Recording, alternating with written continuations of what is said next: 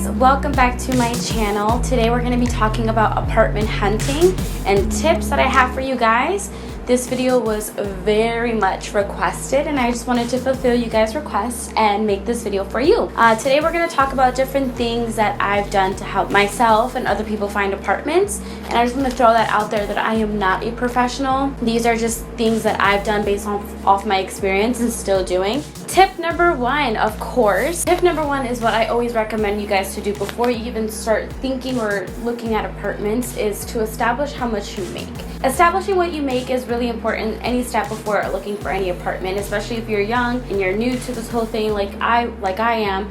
It's really important for you to sit down and think about all the stuff, that all your bills that you have to pay, if you pay your cell phone, if you have a credit card, and things like that. And then include that into how much you make and establish how much you would be able to afford, and think about like your paycheck. If you get a certain amount each week, how much you would have to save, and then round up the total, and that would tell you pretty much how much you can afford in rent before you start looking at anything. I say reevaluate your job is tip number two. I did that myself, and what I mean by that is think about your job. Is it a stable job? You want to make sure that you have something stable when you're moving out, because if you lose your job, how are you going to afford to pay your rent? But I feel like it's really important for you to realize if your job is stable enough, and if it is, does it pay you enough? And if it doesn't, you might want to think about alternatives. And what I mean by that is maybe ask your boss for a raise. And I know that sounds ridiculous, but we all have done it in our adult world where we feel like we're working for less than what we're getting paid for, and it's okay to ask for a raise. It may not get approved, but if not, then you need to think about option A, B, C, all the way to Z. And if you can't get a raise, maybe think about getting a second job, getting a new job that pays more. Or my recommendation, because losing a job or leaving a job, it is pretty tough, and finding a new one is rough, especially one that pays you more. My recommendation would be to get a roommate. And in my case, I don't live alone, I live with my partner, but initially I was going to move out with a roommate. So that was something I was thinking about, and I feel like it's really important for you guys to reevaluate before you move out, because these thoughts and the process that you're taking, these steps, is going to lead you to a positive apartment hunting. Now, number three, just because you can afford the apartment does not mean you're qualified. And I know it sounds a little bit frustrating, because now you did all this work and now you're finding apartments and you're going to see them, and people are telling you that you're not qualified for the apartments suck. So I'm going to explain to you what I mean. Anything that you misunderstand will be on my blog for you guys to read and totally get it. So most landlords do require you to make at least 40 to 50 times your monthly's rent. Now, that is going to be so difficult for some people, because my age group doesn't really have that higher level qualifications or jobs that will help you get 40 to 50 times a monthly rent. There's people who are way older than I am who still doesn't make 40 to 50 times their monthly rent. That's why it's really important to reevaluate your job, second job, or think about a roommate and put that in between you guys both. Now, if you don't make 40 to 50 times your rent, most apartments will say guarantor accepted, or guarantor is a must. And a guarantor is somebody who obviously has a lot of money, who makes 80 to 100 times your yearly rent.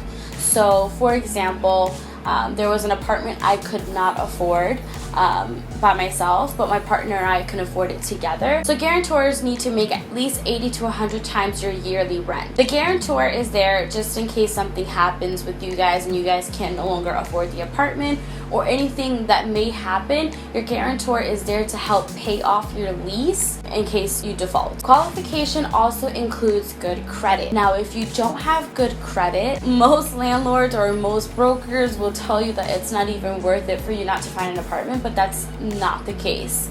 Not every apartment, you may be qualified in all other aspects. You may have the money to afford it. You may have a roommate that you guys are like done deal about everything, and then your credit score is like slim to nothing. It's better to not have any credit than to have bad credit, and take that from me, from personal experience. In my case, we were having some issues with our landlord, but we kept really good communication with her, and she was able to send us the email and say that we got the apartment, and we were just so excited. Number four, beware of brokers. We had the worst experience you can imagine with a broker. We met with a few brokers that were showing us apartments, And then with this apartment, our broker was horrifying. So beware, because that's like your worst nightmare. Now there is websites and apps that do find apartments without any fees. It's really hard to find them, but it's not impossible.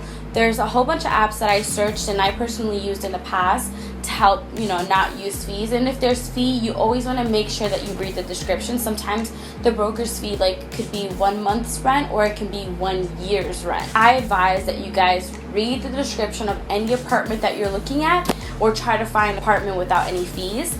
Now I listed all the apps on my website, so you guys can click the link down below. My website's not completely finished, but I do have my blog post where I will list all of the apps that I use and all the apps that I recommend you not to use. Tip number 5 is knowing what you want. And I feel like this is really important. That way you're not going in blind. 1 or 2 aspects in the apartment is fine. Don't go in with high hopes like I must have a dishwasher, because let me tell you, New York City apartments, not many of them come with dishwashers.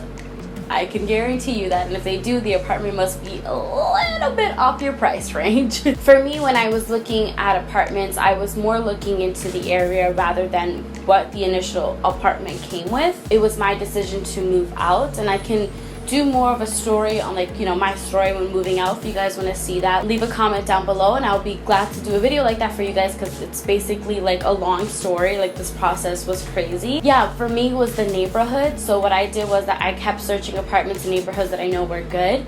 They're not 100%, but they were way better than where I was living. And I viewed the apartment, and when I view the apartment, I always recommend people to do this. It's really important, especially if you're trying to move to New York City. Walk around the area for at least 15 to 20 minutes. Something that I always recommend, always check the apartment. See how the water runs, where the pipes flowing, where are you guys sharing pipes from. The refrigerator, if it comes with the fridge, make sure it's working, the stove, the gas.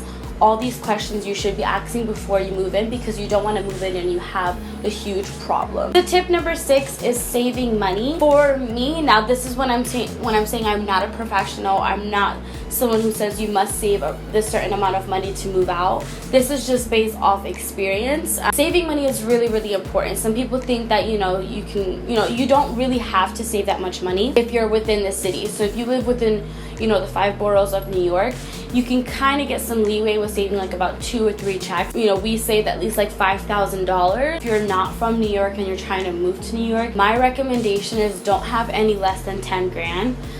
That's because you have to remember about shipping. You have to get comfortable and plan ahead. Based off a friend's experience, she moved California here to New York. She saved about $10,000 and able to have a successful move. So that's just a tip, but it's not guaranteed to work for everybody else. Number 7. Now this one may not seem as interesting or as relevant or as important to some people, but based on my experience, communication with your family is important. But in my case, I'm very tight with my family, and we kind of failed to communicate. I didn't bother making it a big deal. I just brought some clothes and came to the apartment and slept in an airbed for almost a month with my boyfriend. And my mom's like, when are you coming home? And I'm just like, I'm not. I'm in my house. Communication with your family is really, really important, because the more support you have, the better. A lot of the things they did get from me, I didn't have a housewarming party because my apartment's way too small for that. But if you think your parents won't care that you move out, just still have that communication talk, because at least you did something from your end to let them know you're moving on with your life. So tip number 8 is packing. So packing is one of the most boring and stressful things. I was very creative on how I packed mine. I just throw everything in trash bags. Don't do that. My sister had to reorganize all my packing stuff because I just did not want to deal with it. I was like, you know what?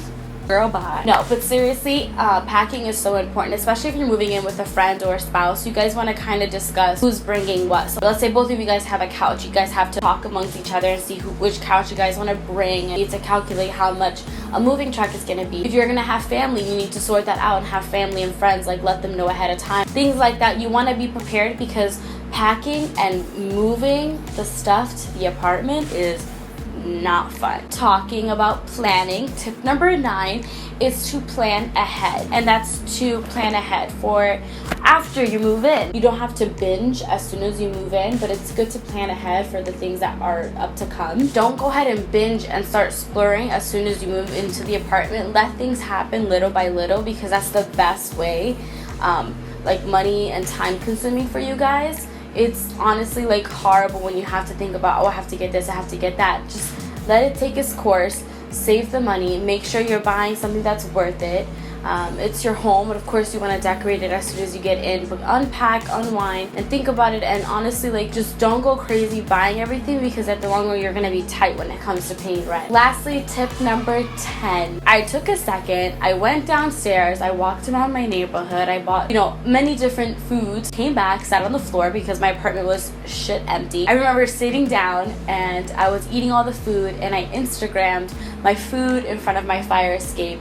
And I literally took a second. I walked around the house and I embraced my accomplishment. I took a second and I was proud of myself. It was something that my sister, before she passed away, was like really helping me on. Like, she went and visited some apartments with me. It was just good to know that, I accomplished a goal that I actually had listed for myself. Like, that never happens. I think it's important for you to acknowledge when you accomplish something. Some people think, oh, it's not a big deal. Like, I moved in, so what? No, you moved in. This is your apartment, your home. Embrace it. So I think it's really important that you guys take a step back from all the chaotic stuff going around you and really enjoy what you have. So I hope you guys have the best of luck finding your apartment, and I hope these tips really helpful. From now on, I'm gonna put a lineup of all the videos that I will be recording, so that you guys can see what's up and coming. If you don't see any videos that you would like to see in the lineup, just let me know down below. I will make sure to plan it out and do it. I hope to see you guys very, very soon, and I'll see you in my next video.